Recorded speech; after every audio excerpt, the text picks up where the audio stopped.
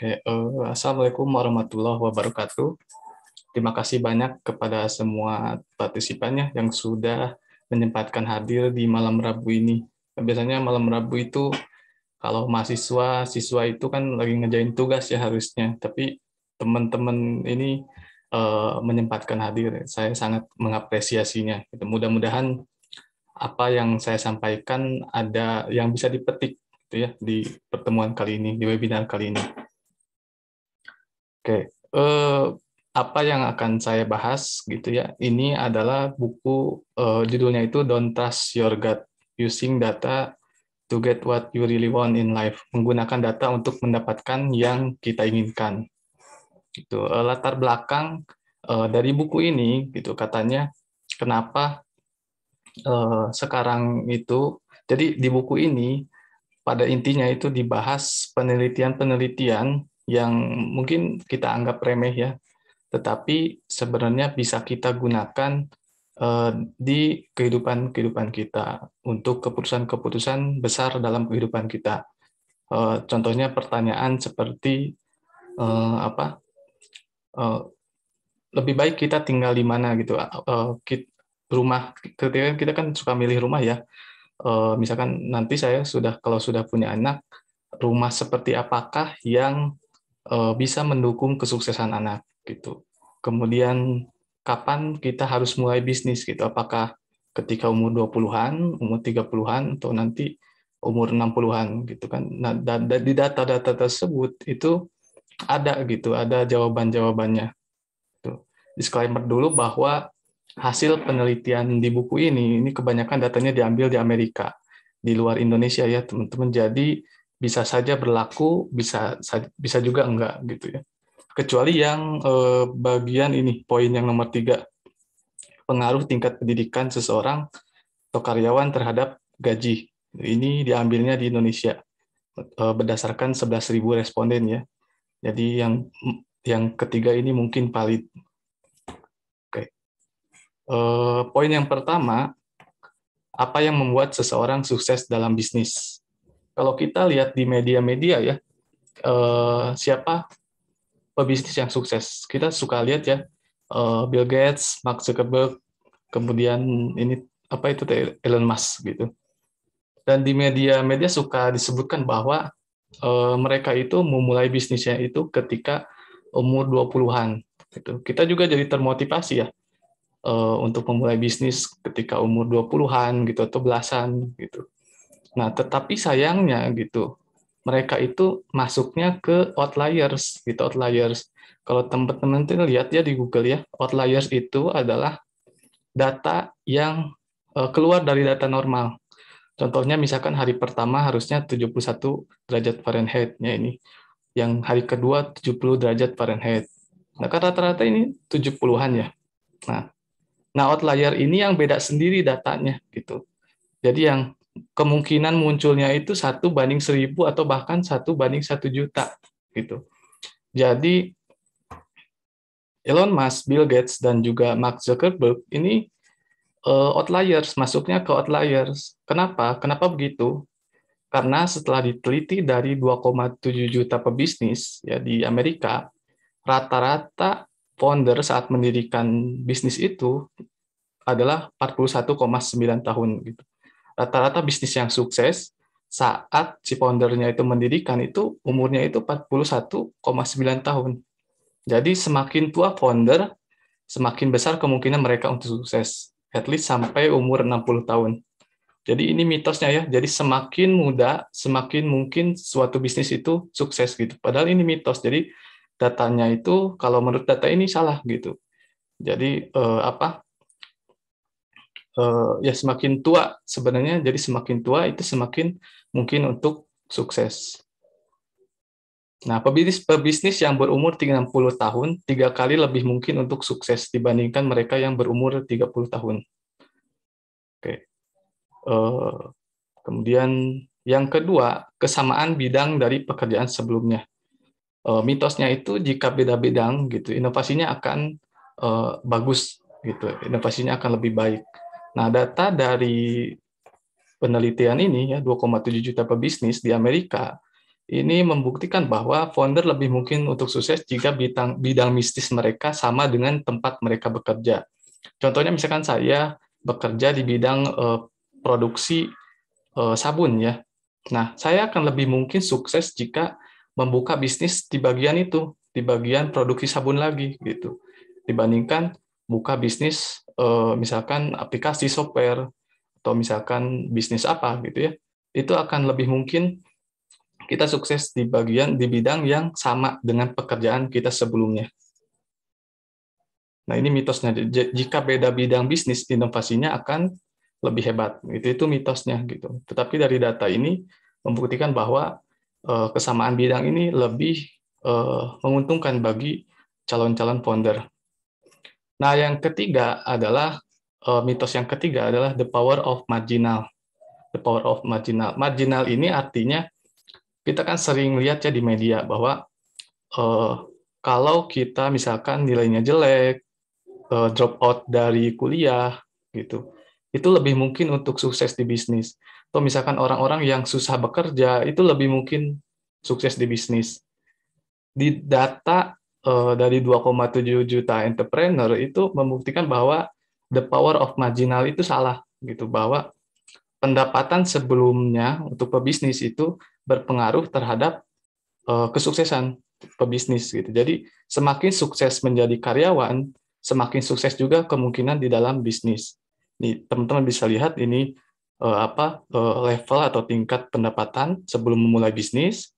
Ini adalah tingkat kesuksesannya. Jadi semakin tinggi pendapatan karyawan gitu sebelum memulai bisnis, itu semakin mungkin mereka untuk sukses gitu, semakin mereka mungkin membangun bisnis yang besar. Gitu. Nah, kesimpulannya dari data-data tersebut kita bisa mengambil kesimpulan bahwa kalau kita ingin memperbesar kemungkinan kita untuk membangun bisnis adalah pilih salah satu bidang, kemudian bekerja di bidang tersebut bertahun-tahun, buktikan bahwa kita itu karyawan yang terbaik gitu, dengan pendapatan yang tinggi, kemudian secara jabatan juga kita terus naik gitu, dengan paling mahal di bidang kita gitu, kita dengan menjadi karyawan di bidang kita. Nah, setelah itu kita keluar untuk membuat kesuksesan sendiri atau membuat bisnis sendiri. Nah, itu adalah kesimpulan dari data-data yang ada di sini ya, di 2,7 juta entrepreneur itu. Nah, kalau saya merenung gitu, kenapa bisa begitu gitu? Kan biasanya kalau kita bangun bisnis itu harus ada kapital ya, harus ada modal. Modalnya itu bukan cuma uang, koneksi, dan juga kemampuan kan. Kemampuan juga penting, kemampuan, koneksi sama uang gitu. Nah, kalau kita jadi contohnya misalkan jadi karyawan, jadi manajer di suatu bagian produksi tertentu, di produksi sabun misalkan atau sampo. Nah, kalau kita ingin buat bisnis yang sama gitu, kita tinggal hubungi karyawan sebelumnya gitu. Kita tinggal hubungi teman-teman sebelumnya. Modal udah ada gitu, modal udah terkumpul dari gaji-gaji sebelumnya, kemudian secara koneksi ada, secara skill ada gitu. Kenapa orang-orang yang karyawan yang sukses itu lebih mungkin untuk sukses juga dalam bisnis? Itu mungkin alasannya seperti itu gitu. Teman-teman bisa lihat jurnalnya ya search saja di Google Age and High Growth Entrepreneurship. Nah, ini penulis mengutip dari jurnal ini. Pertanyaan yang kedua, apa yang membuat seseorang lebih beruntung? Nah, contohnya ketika kita melamar kerja, ada dua orang yang ingin melamar kerja, yang satu skillnya 77, yang satu skillnya 80. Tapi kadang yang diterima kerja itu yang ini, yang skillnya 77. Nah, apa yang orang ini lakukan, itu kemungkinan besar mereka melakukan ini. Yang pertama itu kita akan lebih mungkin beruntung jika lebih dikenal, lebih populer ya. Kenapa sekarang kita berlomba-lomba untuk lebih dikenal, untuk lebih populer? Karena mereka tahu bahwa semakin kita dikenal, semakin kita populer itu semakin meningkatkan keberuntungan kita. Itu ya harus syukur-syukur cara menjadi populernya itu baik gitu ya. Karena ada juga yang misalkan saya ingin jadi populer tapi pakai cara-cara yang kurang baik dalam norma masyarakat, kan banyak juga yang seperti itu. Tapi intinya bahwa kalau kita populer itu semakin lebih beruntung gitu biasanya. Yang kedua, it's not what you produce, it's who you are. Gitu. Yang kedua ini kredibilitas. Gitu. Di sini dicontohkan dengan dengan lukisan gitu. Lukisan yang tadinya harganya itu murah, kenapa jadi lebih mahal? Karena disebutkan bahwa lukisan ini lukisan dari Leonardo da Vinci gitu di hasil karya ini gitu. Dengan hanya menyebutkan nama pelukisnya gitu, lukisan tersebut bisa meningkat berkali-kali lipat. Jadi yang kedua itu tingkatkan kredibilitas, yang ketiga menyebar untuk meningkatkan keberuntungan, yang keempat meningkatkan keberuntungan dengan memperbanyak percobaan atau produksi. Nah, jadi kesimpulannya itu untuk lebih beruntung kita harus lebih dikenal, kemudian kita harus meningkatkan kredibilitas, ya. Yang ketiga lebih banyak menyebar, yang keempat lebih banyak percobaan dan memproduksi karya-karya di bidang kita. Itu akan meningkatkan keberuntungan kita dalam karir. Yang ketiga, ini apakah gelar pendidikan berpengaruh terhadap gaji seseorang atau karyawan? Nah, data ini diambil dari survei HRD Bacot ya di Twitter, dari 11.000 responden. Ini membuktikan bahwa tingkat pendidikan seseorang itu berpengaruh terhadap pendapatan. Kita lihat bahwa SD, SMP, SMA, SMK itu rata-rata 4,2 juta, D1 sampai D3 5,3 juta, D4 atau S1 itu 6,2 juta. Nah, S2 atau S3 itu rata-ratanya 10,5 juta ya. Nah, bahkan kalau S2 atau S3 itu ditambah pengalaman kerja, itu si medianya itu bisa sampai 30 juta gitu per bulan ya gajinya itu.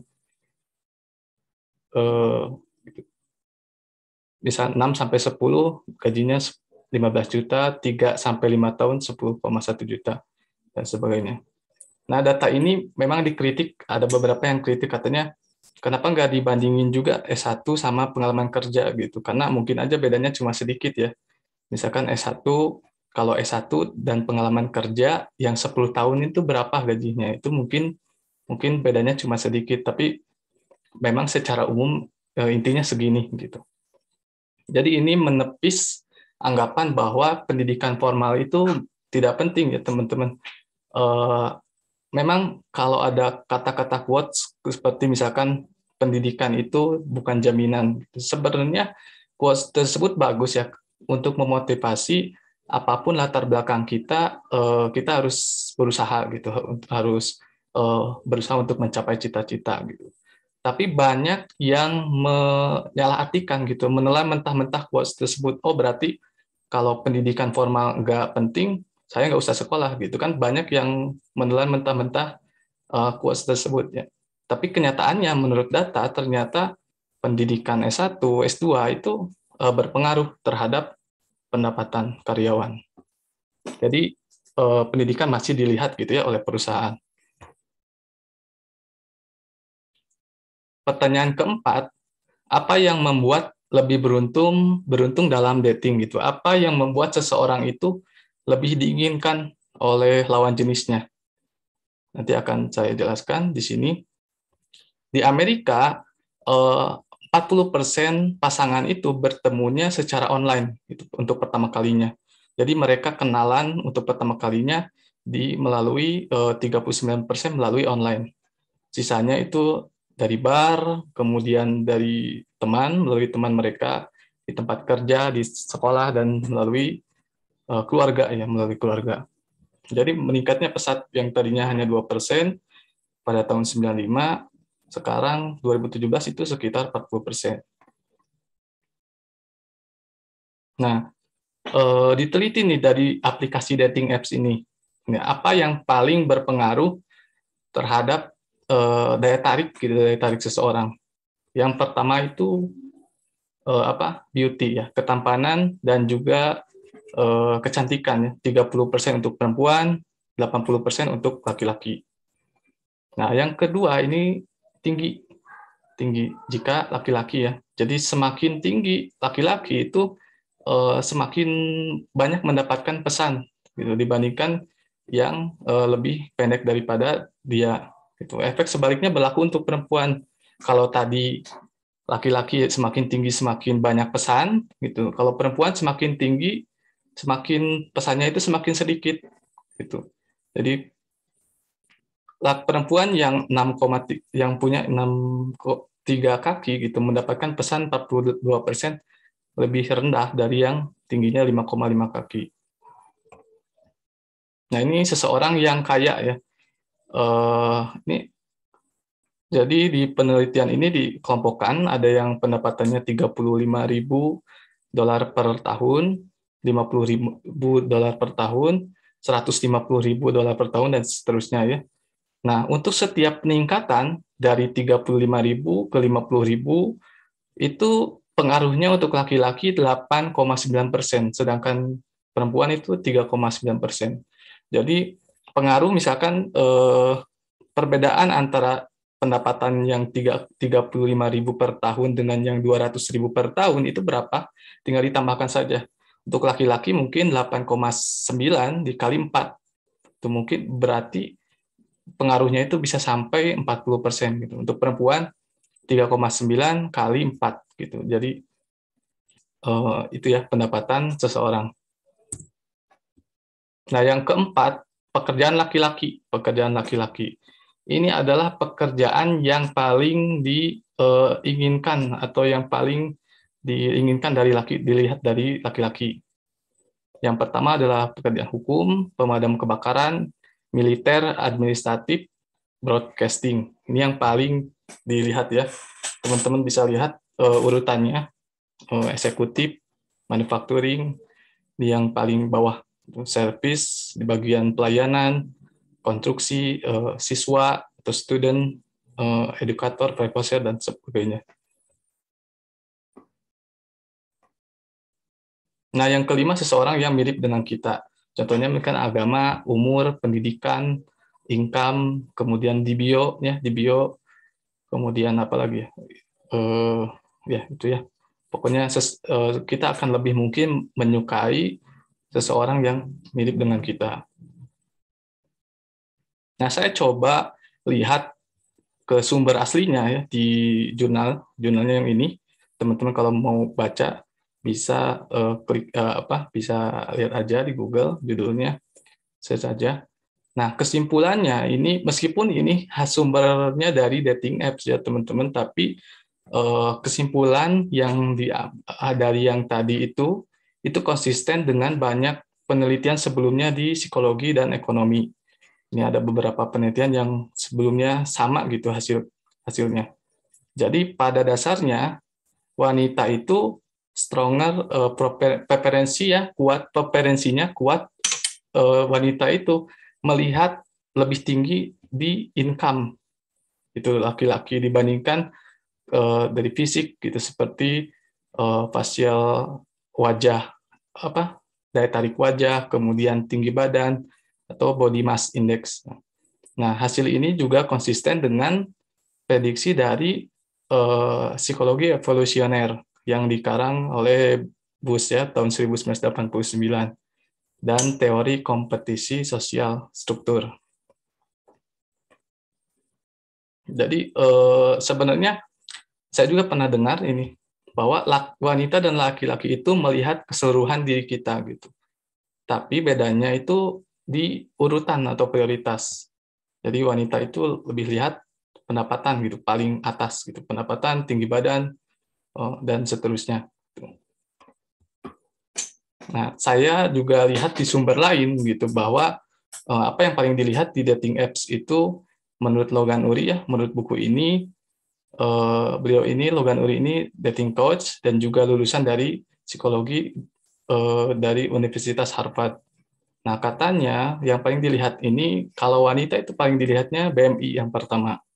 body mass index ya, body mass index kalau nggak salah. Yang kalau laki-laki katanya yang dilihatnya itu pendapatan kalau di dating apps itu yang paling dilihat oleh laki-laki dan perempuan. Kalau kita pilih satu gitu, apa yang paling dilihat ini gitu. Tapi pada kenyataannya kan kita lihat keseluruhan pribadinya ya. Tapi ini yang paling dilihat BMI. Nah, mungkin untuk laki-laki mungkin untuk meningkatkan daya tariknya mungkin bisa ikut pendidikan seperti tadi ya, pendidikan formal atau mungkin pendidikan informal untuk meningkatkan pendapatan. Atau kalau BMI itu bisa ditingkatkan dengan menurunkan berat badan atau meningkatkan berat badan.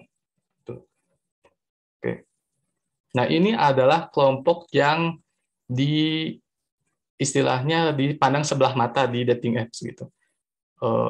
Jadi kalau teman-teman mendekati kelompok-kelompok ini gitu, saingannya itu akan sedikit gitu, saingannya akan sedikit.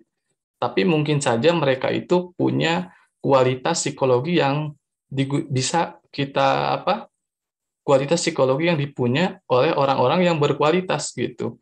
Meskipun ini kelompok yang dipandang sebelah mata, bisa aja orang tersebut istilahnya punya kualitas psikologis yang ini memprediksi kebahagiaan jangka panjang hubungan. Jadi pertanyaan ke-6 itu kan tadi atribut laki-laki dan perempuan yang paling banyak dilihat oleh calon gitu ya. Nah, tapi apakah ada hubungannya gitu dengan kebahagiaan jangka panjang? Menurut penelitian di buku ini katanya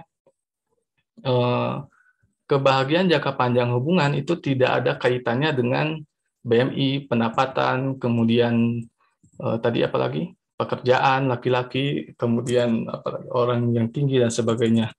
Nah, apa yang paling menentukan kebahagiaan jangka panjang hubungan ternyata ini, gitu ya.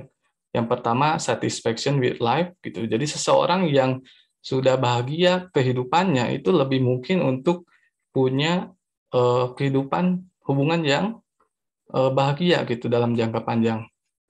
Kemudian yang kedua itu secure attachment style. Secara singkat, secure attachment style itu adalah misalnya saya punya pacar ya, saya nggak balas chatnya karena saya sibuk gitu. Nah, orang-orang yang tidak punya secure attachment style itu biasanya ngambeknya itu kurang masuk akal gitu, ngambeknya itu. Dia misalkan ketika saya nelpon balik, misalkan saya kan nggak balasnya udah lama karena saya sibuk kerja. Ketika saya nelpon balik, dianya sengaja nggak jawab miss call dari saya gitu, nggak jawab telepon dari saya gitu. Tujuannya agar saya tahu bahwa dia lagi ngambek gitu. Itu orang-orang yang tidak punya secure attachment style gitu. Kalau yang punya secure attachment style seperti apa gitu ketika hal itu terjadi. Nah, orang-orang yang punya secure attachment style itu ketika saya nggak balas chat dari dia gitu, dia akan ketika saya nelpon lagi atau ketika saya menghubungi, dia akan ngambek, tetapi dia menjelaskan gitu, kok nggak balas sih gitu, agar nanti ke depannya nggak kayak gini lagi gimana gitu. Nah, dia akan pandai berkomunikasi gitu untuk agar masalah-masalah serupa itu tidak terjadi lagi gitu. Ya, jadi dia hebat dalam berkomunikasi. Mungkin teman-teman bisa lihat juga ya di Google karena agak panjang juga ini penjelasannya yang secure attachment style. Yang ketiga ini consciousness. Ya. Consciousness ini kualitas psikologis yang dikaitkan dengan kaitkan dengan kedisiplinan, kemudian dia punya jadwal, dia juga tepat waktu dan sebagainya ya. Kalau teman-teman lihat di Wikipedia ya, consciousness ini berbanding lurus dengan berbanding lurus dengan kesehatan seseorang, kebahagiaan seseorang, kemudian kesuksesan mereka di pendidikan, kesuksesan mereka di pekerjaan itu berbanding lurus dengan sifat ini, consciousness yang tinggi gitu. consciousness yang rendah gitu ini dikaitkan dengan seseorang yang tidak punya rumah gitu, istilahnya homeless, atau kemudian yang consciousness yang rendah juga dikaitkan dengan kriminalitas gitu. Jadi orang-orang yang consciousness-nya rendah itu rata-rata orang-orang yang kriminal gitu, kriminal, kemudian apalagi sulit menjaga kesehatan, sulit menabung, itu orang-orang yang punya sifat consciousness yang rendah.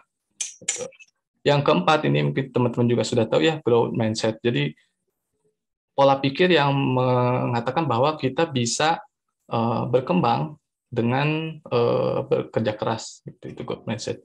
Jadi mungkin yang ini ya 4 ini ya, ini adalah prediktor kebahagiaan hubungan jangka panjang seseorang.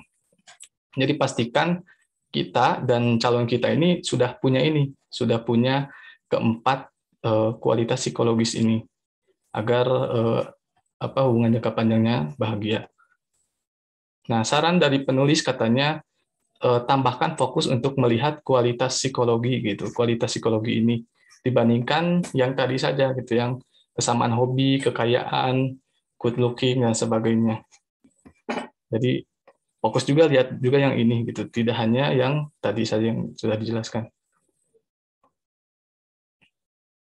Nah, yang kelima itu apa kunci kesuksesan anak yang tidak banyak disebutkan di buku-buku parenting gitu. Ternyata kunci kesuksesan anak itu tetangga. Gitu. Ini terbukti dari penelitian yang dilakukan oleh Opportunity Atlas. 20 juta orang Amerika diteliti dari data pajaknya dari anak-anak sampai umur 30 tahun. Jadi teman-teman bisa lihat ya di Opportunity Atlas. Saya akan perlihatkan sedikit.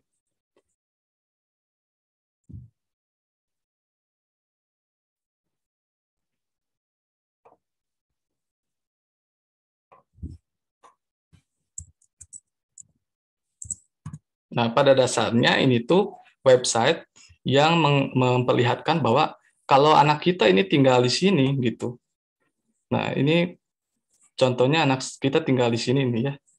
Nah, peluang untuk dia punya pendapatan ketika 35 tahun itu adalah sekitar $37.000 per tahun gitu.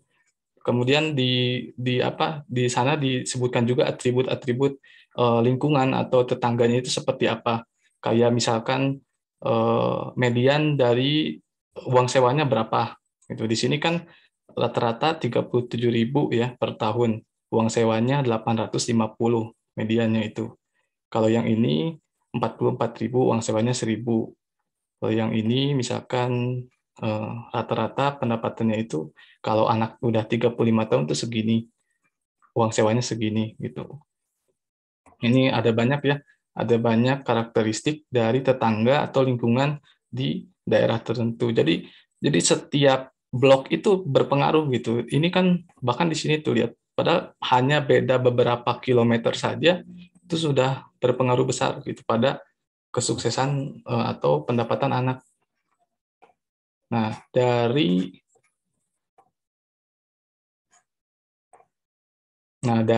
data tersebut gitu, dari apa? Dari atribut tadi, dari apa itu ciri-ciri lingkungan atau tetangga sekitar dari 8 ini ya yang ditampilkan di website gitu. Mana yang paling berpengaruh terhadap kesuksesan anak? Nah, yang paling berpengaruh ini persentase penduduk yang lulus kuliah. Jadi pastikan kalau kita ingin punya rumah gitu ya, kita harus pastikan bahwa persentase penduduk yang lulus kuliah di sekitar rumah kita itu tinggi, kemudian persentase kedua orang tua yang tinggal bersama dengan anaknya itu tinggi, dan persentase yang mengembalikan sensus penduduknya itu tinggi. Nanti saya akan jelaskan kenapa itu bisa terjadi kan, kenapa bisa ini gitu. Nah, teman-teman bisa lihat dia di penelitiannya search aja mapping the childhood roots of social mobility ya, atau buka website yang tadi di opportunityatlas.org. Nah, eh, dari data tersebut, di sini penulis juga mengatakan bahwa role model orang dewasa itu sangat berpengaruh terhadap kesuksesan anak. Tuh. Contohnya misalkan saya tinggalkan di daerah Ciwaruga ya, Kabupaten Bandung Barat. Nah, misalkan di daerah saya itu tahun ini ada yang berhasil menemukan alat medis gitu, alat medis yang terbaru di dunia gitu. Nah, kemungkinan di tahun-tahun setelahnya itu akan ada lagi orang anak yang menemukan alat medis tersebut gitu. Jadi saking besarnya pengaruh role model itu bagi anak, itu saking besarnya itu per daerah itu bisa mirip gitu penemuannya. Misalkan di daerah ini tahun ini ada yang nemu alat konstruksi misalkan. Nah, nanti di tahun-tahun selanjutnya itu biasanya sama gitu. Di tahun-tahun selanjutnya ada yang menemukan alat konstruksi lagi. Itu saking peran role model itu sangat penting bagi anak. Jadi kalau kita punya anak kita ingin jadi misalkan insinyur konstruksi, misalkan pastikan kita expose anak-anak kita ke lingkungan yang mendukung gitu untuk jadi seperti itu. Contohnya misalkan kita ingin jadi ahli konstruksi anaknya. Nah, tiap weekend itu ajak misalkan ke pameran yang menampilkan konstruksi gitu, alat-alat konstruksi, kemudian misalkan pameran mesin, mobil gitu. Itu anak-anak tersebut akan terinspirasi ketika umur 5 tahun, 6 tahun itu dari sejak umur 5 6 tahun itu akan terinspirasi gitu. Nah, kalau teman-teman ambil benang merahnya dari hasil penelitian tadi gitu, kenapa ini bisa terjadi gitu? Persentase penduduk yang lulus kuliah, kenapa berpengaruh terhadap kesuksesan anak? Ternyata persentase penduduk yang lulus kuliah ini itu mengindikasikan bahwa lingkungan sekitarnya itu pada cerdas gitu, pada lulus kuliah. Kemudian persentase kedua orang tua yang tinggal bersama itu tetangga yang keluarga yang stabil gitu. Jadi tetangga-tetangganya itu atau lingkungannya itu pada keluarganya itu pada stabil. Yang ketiga, persentase yang mengembalikan sensus penduduknya. Ini masyarakat yang aktif di lingkungannya. Jadi masyarakatnya itu aktif. Jadi ada 3 ya, tetangga. Dipastikan nanti lingkungan kita itu kalau pilih rumah itu tetangganya yang cerdas-cerdas, kemudian tetangga yang keluarganya sudah stabil, bukan stabil, sudah stabil bukan, tetangga atau lingkungan di sekitar rumah kita itu keluarganya pada stabil-stabil, dan yang ketiga itu masyarakat yang aktif di lingkungannya. Di masyarakatnya itu tidak individualis gitu, jadi harus aktif. Oke, itu saja yang bisa saya sampaikan. Terima kasih. Mohon maaf jika ada yang kurang jelas ya teman-teman. Boleh nanti ditanyakan saja. Assalamualaikum warahmatullahi wabarakatuh. Waalaikumsalam warahmatullahi wabarakatuh. Oke, baik. Terima kasih banyak Kak Fahmi yang sudah mempresentasikan dan juga membedah buku dari buku yang sudah kita hasil yang kita dengarkan tadi. Dan teman-teman, link absensi pada malam hari ini sudah saya bagikan di kolom komentar atau kolom chat, teman-teman bisa langsung isi untuk dapetin sertifikatnya. Dan karena tadi di awal aku udah nanya nih, perasaan teman-teman gimana nih sebelum memulai webinar. Dan sekarang aku mau nanya lagi nih ke teman-teman semuanya, gimana perasaannya setelah kita melaksanakan webinar atau setelah kita mendengarkan materi dari Kak Fahmi. Boleh diramein di kolom komentarnya. Nanti setelah ini aku bakal bacain ya, setelah aku bacain kesimpulan dari pemateri kita pada malam hari ini. Nah, dari judul buku Don't Trust Your Gut, ini kita banyak sekali belajar ya, terutama mungkin anak-anak yang sedang berada di masa-masa QLS atau quarter life crisis gitu ya.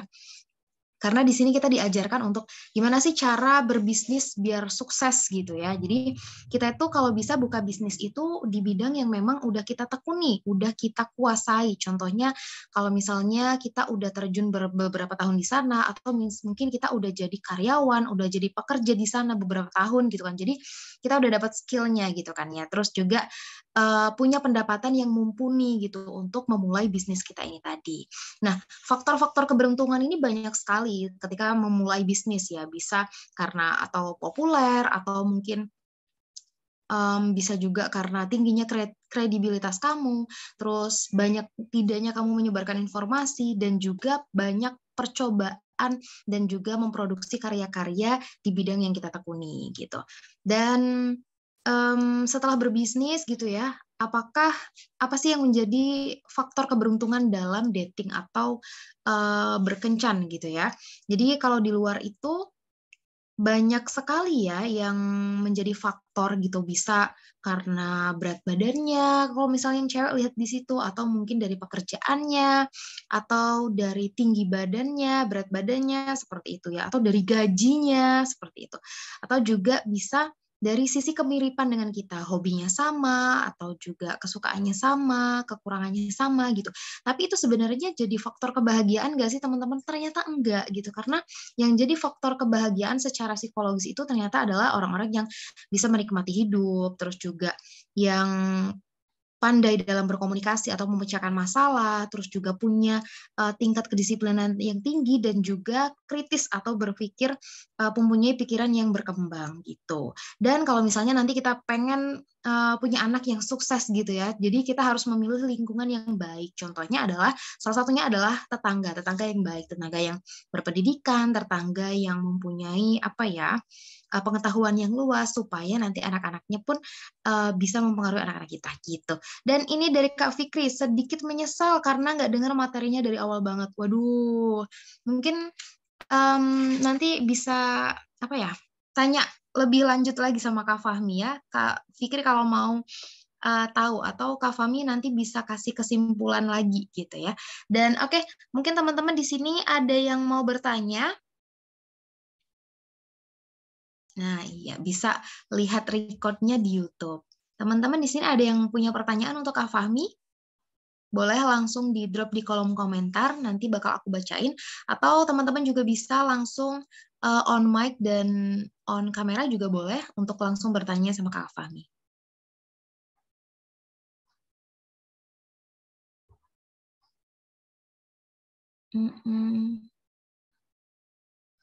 Atau mungkin teman-teman yang pengen ngungkapin perasaannya setelah mendengarkan materi dari Kak Fahmi, gimana nih perasaannya?